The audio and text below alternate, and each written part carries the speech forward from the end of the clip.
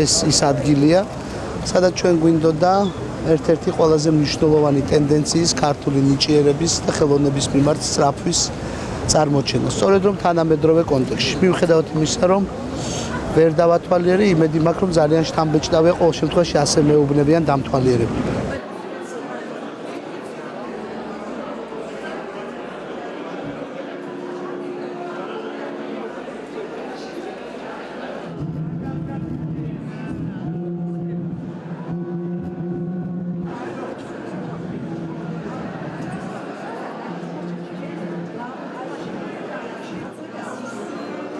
ინიციატივა მოდის თავად პრეზიდენტისგან და ჩვენ ძალიან დიდი სიამოვნებით დავთანხმდით, იმიტომ რომ მოგვეც საშუალება რომ გვეთქვა ამ პედესტალიდან რომ ხელოვნება მართავს.